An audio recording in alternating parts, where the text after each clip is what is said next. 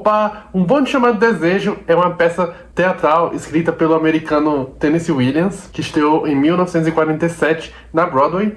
Essa aqui é uma peça bastante aclamada e influente por diversos motivos, o que inclui o uso pioneiro de simbolismos e a abordagem psicológica que o Tennessee Williams atribui aos personagens. E esse é um legado que se estendeu também na adaptação ao cinema dessa peça aqui, que foi feita em 1951 e dirigida pelo Elia Kazan e estrelada pela Vivien Leigh, que já era uma grande estrela de cinema na época, e o Marlon Brando no papel que seria a grande revelação dele. Inclusive, o Marlon Brando também protagonizou a primeira montagem dessa peça aqui na Broadway e acabou reprisando também o papel do Stanley, né, no filme. E é ele que aparece aqui na capa dessa edição da LPM Pocket. A trama de Um Bonde Chamado Desejo, então, vai girar em torno da Blanche Dubois, que é uma mulher muito problemática e meio instável, que vai, então, passar um tempo na casa da irmã caçula dela, a Stella, ali no subúrbio de Nova Orleans, ali nos anos 40.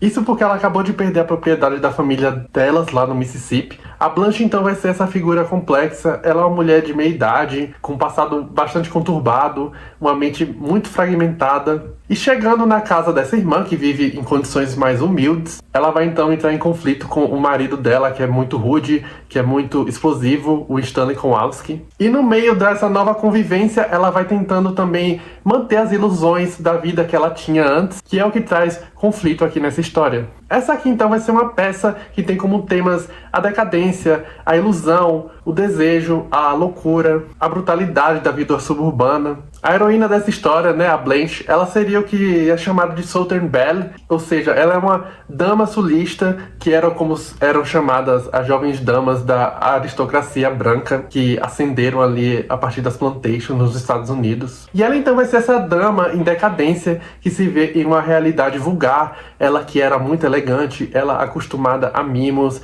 e muitos privilégios. Ela não reconhece aquela realidade que a irmã vive naquele cortiço, em meio a tantos vizinhos vulgares e barulhentos como a dela. E ela vai criando uma realidade muito paralela, ela vai criando mentiras que ela conta pra ela mesma e pros outros, para poder sustentar a própria sanidade. Então, a Blanche é uma mulher expansiva, ela é bastante teatral. Como eu falei, ela é muito acostumada a mimos e elogios de todos. Ela tá acostumada a dar jantares e ser muito cortejada. Além disso, ela tem um conflito muito grande pelo fato de estar envelhecendo. Então ela acha que ela não é mais bonita como ela já foi um dia. Enfim, a vida dela é cercada por essas futilidades. Só que depois de um episódio muito particular, como eu mencionei, ela acabou perdendo essa propriedade da família e com isso ela perdeu todo o dinheiro que tinha. Ela trabalhava como professora, só que ela mantinha um status muito de ostentação, que ia além das condições dela mesmo, e com isso ela contraiu muitas dívidas. Daí a Blanche, com essa nova condição, ela se dá conta de que ela não é mais jovem, que ela não tem mais a mesma graça, que ela não tem mais os mesmos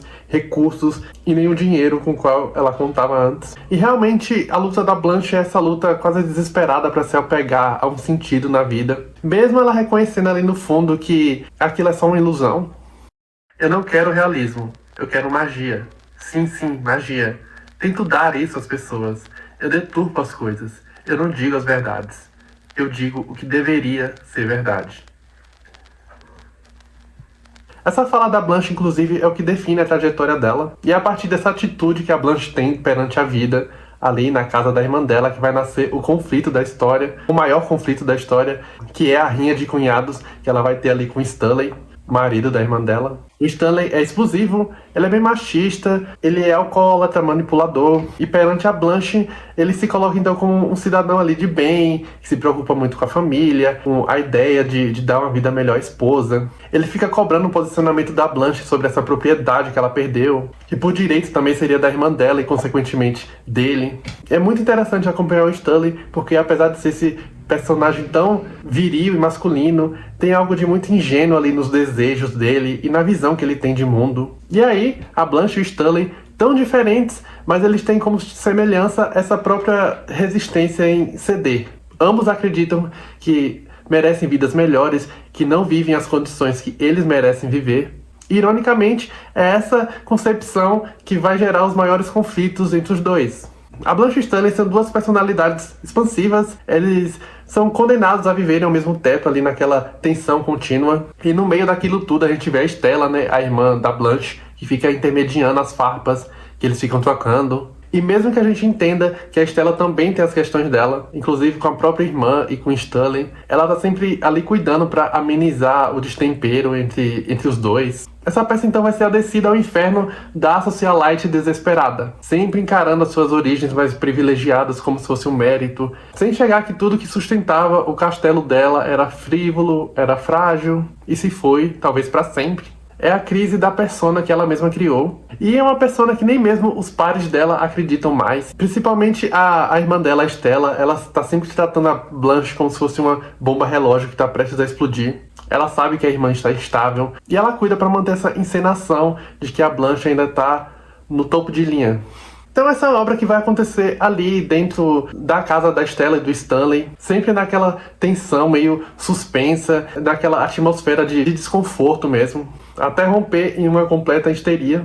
E o pano de fundo da história também vai contribuir para essa atmosfera decadente, porque a gente está ali no meio de um proletariado que parece sempre frustrado com a própria vida. É todo mundo assim meio grosseiro, a realidade é nociva, cheia de abusos domésticos e de todos os tipos também. Abusos que são assim normalizados, principalmente porque eles são encarados como se fossem inevitáveis mesmo. E eu falei também do plano de fundo porque a gente está aqui na Nova Orleans, né, que é o sul dos Estados Unidos, e durante a época que a peça se passa aqui, eram momentos de grandes transformações sociais. Ali na região onde eles moram, estavam começando a aparecer muitos imigrantes, e isso vai aparecer mesmo que de maneira mais secundária aqui na peça também. É isso, Um Bonde Chamado Desejo, essa peça em que os personagens estão perdidos na vida, sem se darem conta de que eles estão no mesmo barco, ou melhor, no mesmo bonde.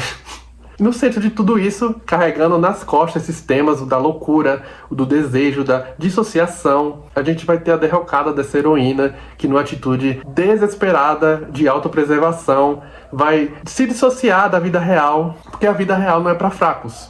E mesmo sendo essa uma peça sobre essa realidade que é inevitável, não é à toa que a iminência de um colapso mental completo esteja presente aqui desde a primeira cena.